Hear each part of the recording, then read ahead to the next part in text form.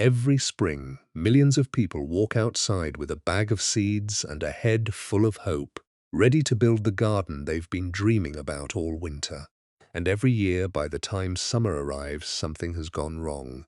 Tomatoes split open and rot before they ripen, leaves curl, yellow, and drop off for reasons that are never quite clear. Entire rows of vegetables that looked promising in June are stunted and lifeless by August. It's frustrating, it's discouraging, and for most people it happens again and again, no matter how much they water, how much fertilizer they use, or how many gardening tips they follow from the internet. But if you look at traditional Amish gardens, something very different is happening. Season after season, generation after generation, these gardens stay productive, healthy, and reliable, even during years when everyone else's crops are struggling with drought, disease, or exhausted soil. It's tempting to assume this is just luck, or maybe some special type of soil that only exists on Amish farmland, but it isn't.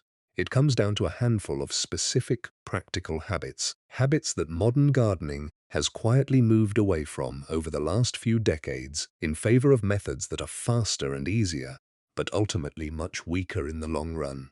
In this video, we're going to break down exactly why Amish gardens consistently succeed where so many others fail, and more importantly, how you can apply these same principles in your own garden, no matter how big or small it is, and no matter where you live.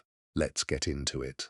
The first reason comes down to how the soil itself is treated. Modern gardening, especially over the last few decades, has leaned heavily on synthetic fertilizers to force fast results. You add a chemical mix, the plant responds quickly, leaves turn a deep green, growth speeds up, and for a season or two, everything looks fantastic. The problem is what happens underneath the surface. Over time, this approach actually weakens the soil's own natural ability to support healthy plant growth.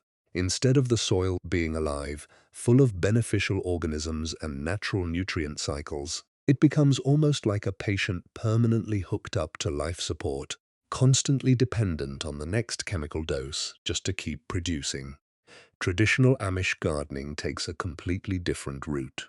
Rather than feeding the plant directly with fast-acting chemicals, the focus is on feeding the soil itself through compost, aged animal manure, and a steady input of organic matter over years.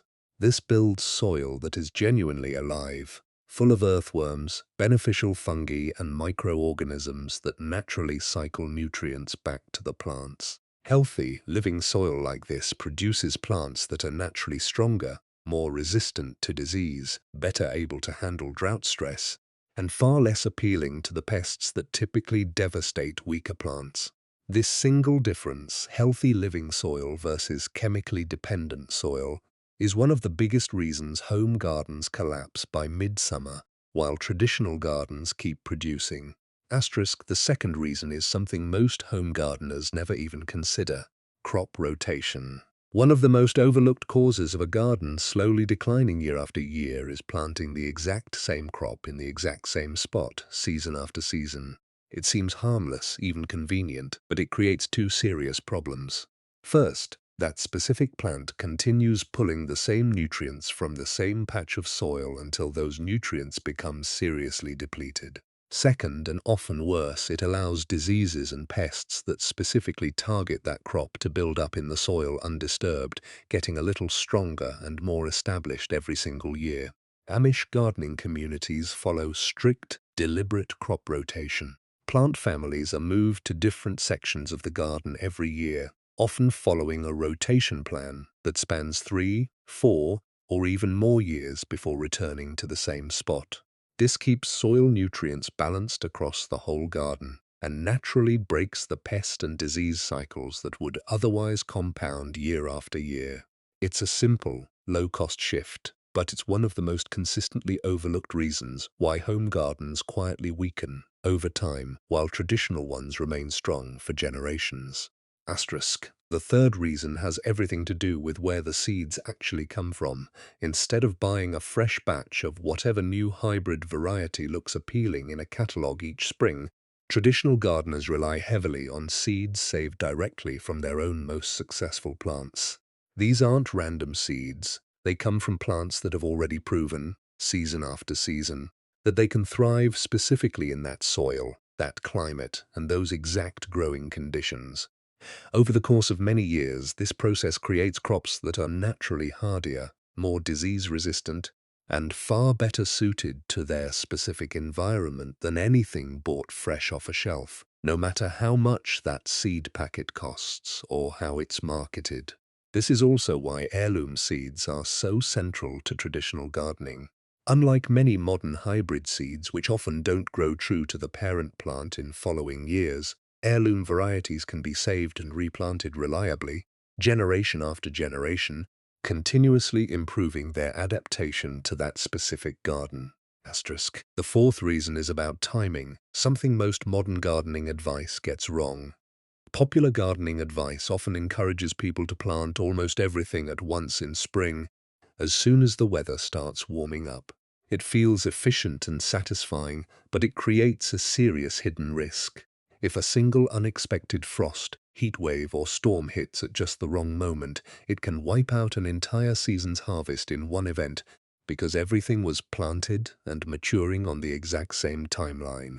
Traditional gardeners instead follow what's often called succession planting, spacing out plantings over several weeks or even months, carefully timed around known frost dates and local weather patterns. This approach spreads out the risk significantly. If one planting is damaged by unexpected weather, it doesn't take down the entire garden. It also keeps the garden actively producing continuously from spring all the way through fall, rather than one short, intense burst of harvest followed by months of an empty, unproductive garden. Asterisk. The fifth and final reason is something that can't be bought, downloaded, or shortcut: community and shared knowledge. Amish gardening knowledge isn't something learned from a single book, one YouTube video, or one season of trial and error, the way most beginner gardeners today try to learn. Instead, it's knowledge that has been passed down, tested, and refined across generations, verified repeatedly by dozens or even hundreds of families over many decades of real experience. Within these tight-knit communities, mistakes get identified and corrected quickly, and successful techniques spread fast from one family's garden to the next. Compare this to most home gardeners today, who are often figuring everything out completely on their own, relying on scattered advice from the internet that may or may not apply to their specific soil, climate, or growing conditions. The traditional model of shared, community-tested knowledge means fewer costly mistakes and faster access to techniques that actually work in the real world, not just in theory. So what does all of this actually mean for you, sitting at home with your own garden, whether it's a few raised beds, a backyard plot, or even just some containers on a balcony? None of these 5 principles require owning acres of farmland, decades of hands-on experience, or a completely different lifestyle to start using. You can begin building healthier soil this season simply by starting a basic compost pile, instead of relying purely on bagged fertilizer. You can plan a simple rotation for next year's planting, even in a small garden, by grouping your vegetables into a few basic families and rotating their positions annually. You can start saving seeds from your healthiest, best-performing plants at the end of this season, instead of buying new ones next spring. You can stagger your planting schedule instead of putting everything in the ground on the same weekend. And you can start seeking out real, tested advice from experienced